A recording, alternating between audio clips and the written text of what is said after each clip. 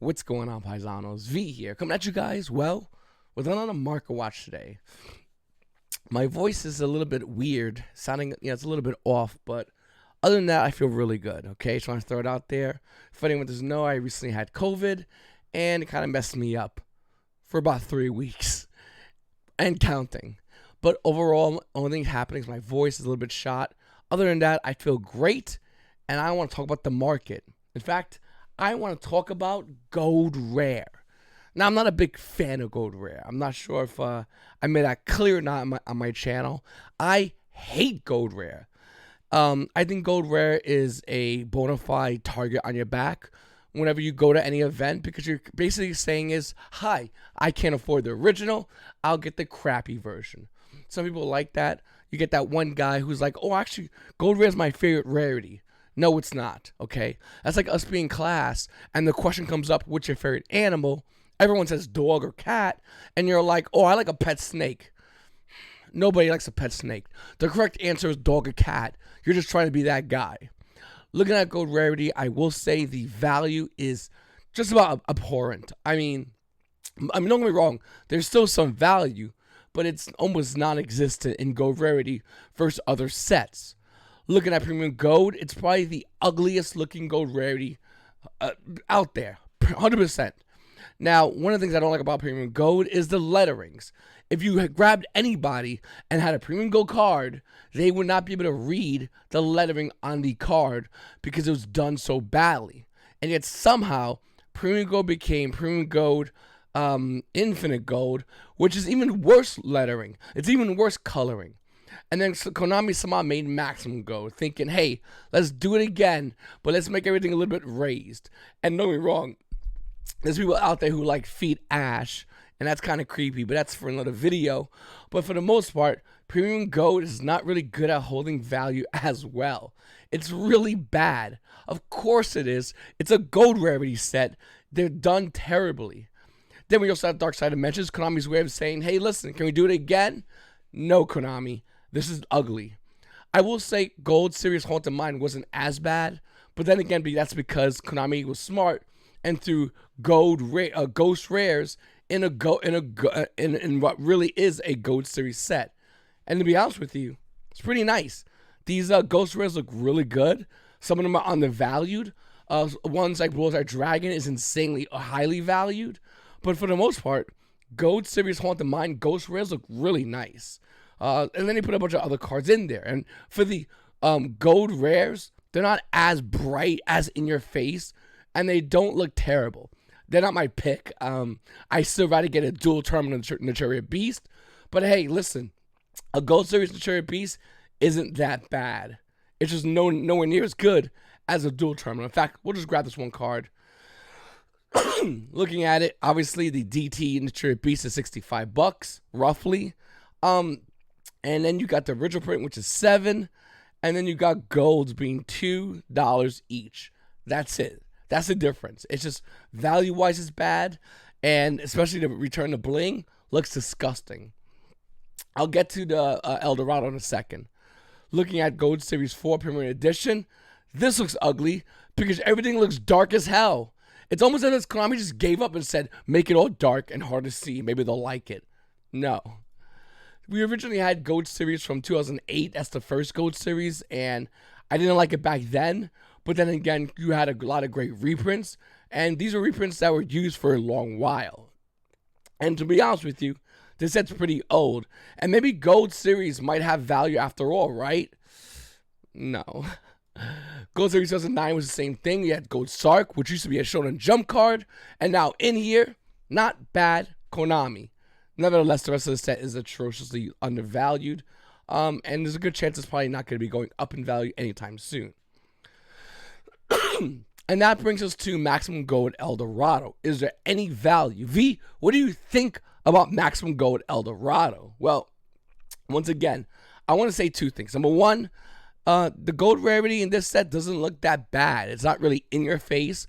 The letterings Konami may have learned, and actually you can read Axis Kotorka's name in there. Once again, not bad, Konami, you're learning. As far as the gold border, I don't like that. Once again, it's a big target on your back. It's saying, hi, I didn't work hard enough to get the original Prince Secret Rare, or I wasn't fast enough to get the original print secret rare when it was $60 and then it spiked to over $100. So I got this one. I'm not saying this is a bad card, and more than likely players might even use this card. Maybe. I think what the Maximum Gold Eldorado does is lowers the value of a lot of original print cards, and I'll point to that in this video. But, excuse me, but I will say that it is still really cool for reprints. I'm a huge advocate of reprints. I think Yu-Gi-Oh! Right now, is a game of lords in which we have so many players that have decks, average players that have decks that are $5,000, $6,000, and that's because the cards on those decks are standard. Like you still need Forbidden Droplet, but doesn't mean Forbidden Droplet's cheap. It's $150 minimal.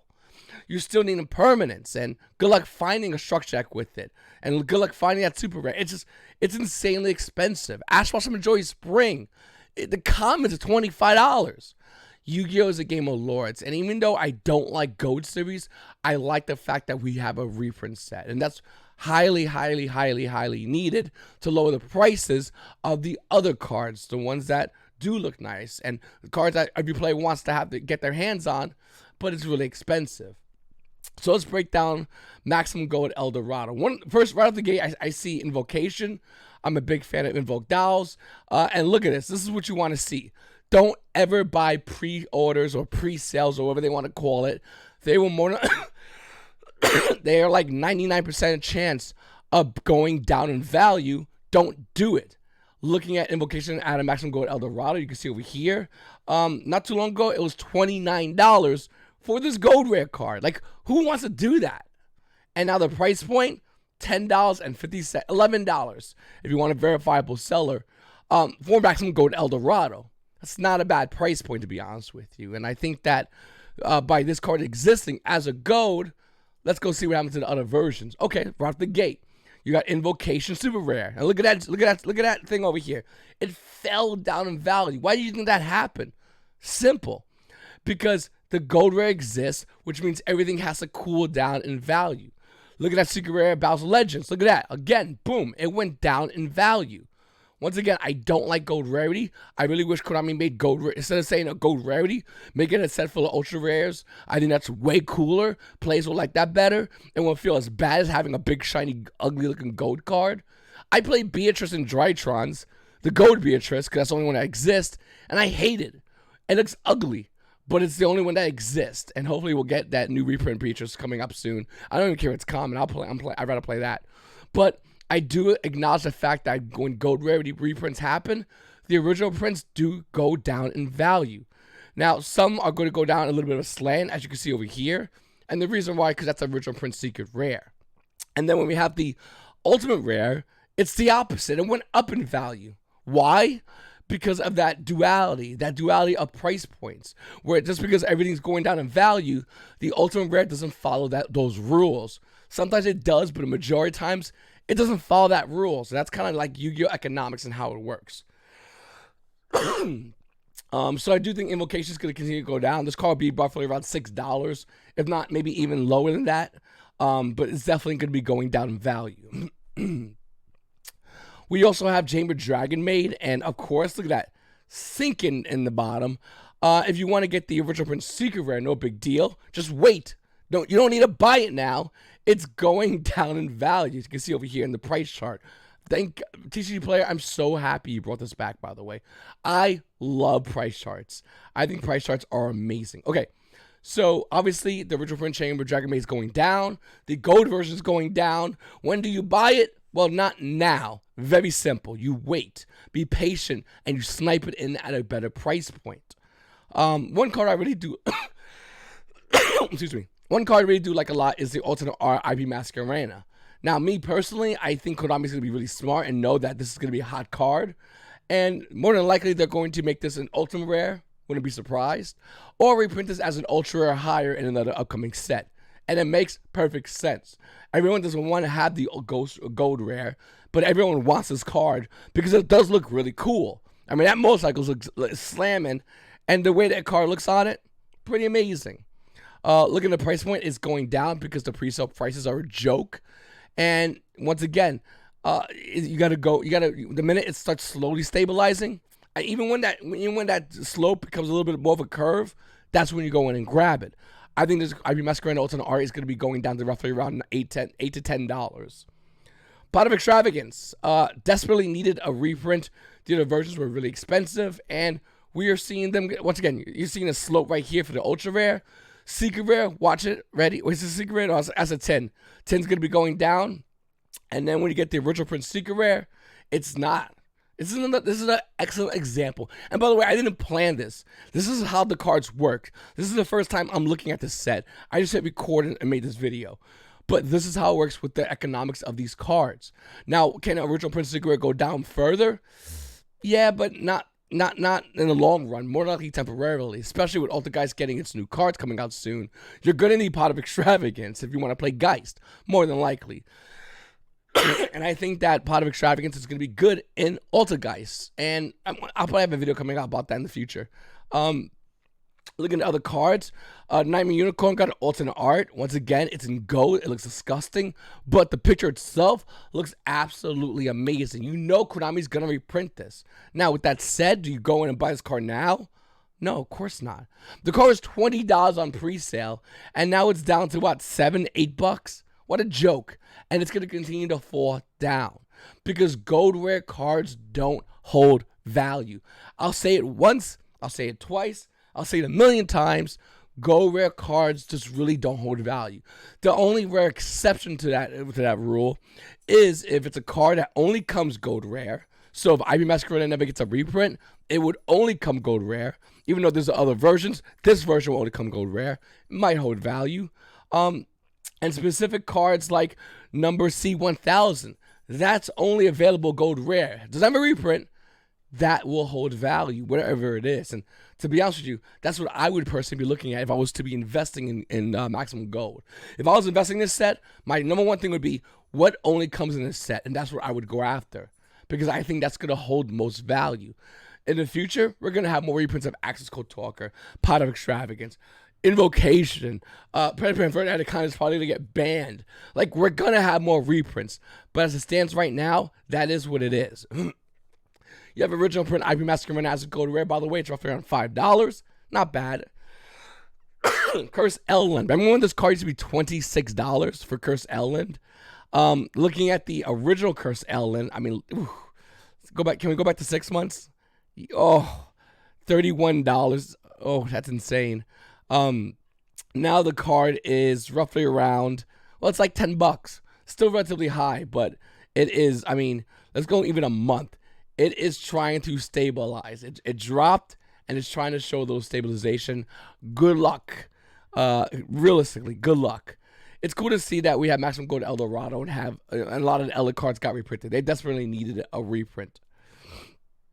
What else is in this set? Like I said, I don't know much about the set.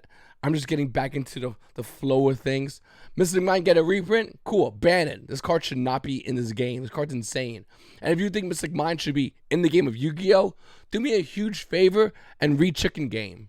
And then ask yourself, what's better? Like, this card should be banned, 100%. Looking at the other cards, I do think it's really cool to see, once again, all the Elec stuff get reprints.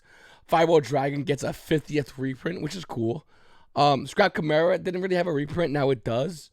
Once again, there's Numeron Chaos, so there's more stuff in Numerons. And once again, I do like the reprints. I like Silent Mining. I like Twin Twisters, Invoke Macabre. I like these reprints, and I think that Konami definitely needs to do more of these reprints because we still have a lot of cards that are so expensive. I said it before or in this video, and I'll say it real quickly. Yu-Gi-Oh should not be a game of lords. I like max rarity. I like Starlight Rares. I like, if it costs a lot of money, I want it. I like it. I never had the ability to get it. I would, you know, when I was one time in Yu-Gi-Oh, I had broke cards, low rarity cards. Now I have the ability to buy very nice expensive cards, and I like expensive cards.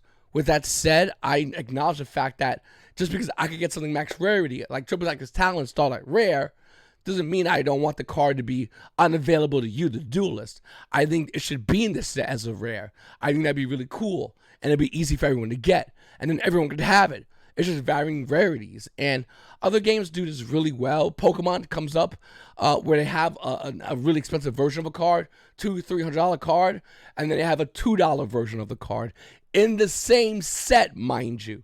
Imagine that. Imagine a debut set with a crazy broken expensive card, and then a low rarity version, a rare or common, whatever, and it's dirt cheap. And I think that'd be really cool if Yu-Gi-Oh kind of adopts that, because if not, you're gonna make these ugly gold rare sets, and it's just embarrassing for players to play these cards with this ugly rarity. And I know there's gonna be a guy in the comment section who go, V, I love gold rares. Don't you talk to me like that. Sure, Mr. Pet Snake. Whatever, dude. You don't, though. Like, you don't. Oh, V, I would not want to buy a brand new a Tesla or a Corvette. No, I want to buy a used 300,000 mile old school Toyota Tercel. No, you're lying. Like, don't lie to me. Don't play games. You know, these are the kind of guys that say they get $1 million bucks, will give it to the poor. You won't, though. You won't. I'm honest. You're just, whatever. And I've talked to so many of those players. It's just, that's why I'm saying it, because once again, read the comments. You'll find them in there. Prank Kids Place being $1 is kind of cool. This card is just, what was the pre-sale price? $15? You got it. No, it's like $1. And it doesn't look too bad, I'll be honest. Like I said, I think the gold in this set isn't as bad. It's gold, so it's not amazing, but it's not as bad. If you go back to Prank Kids Place, this card was roughly around $27. You can see it over here. And now, this card's price point roughly around, is barely holding $7 for the original print Secret Rare Prank Kids Place. And that's what I like about Maximum, any gold rare set, is the fact that it makes the original print go down in value, so you can get that beautiful rarity at a low price point. So once again, I really appreciate you guys watching my videos. Make sure to subscribe if you haven't subscribed already. My voice is shot. That's because I'm taking medicine as part of the healing process.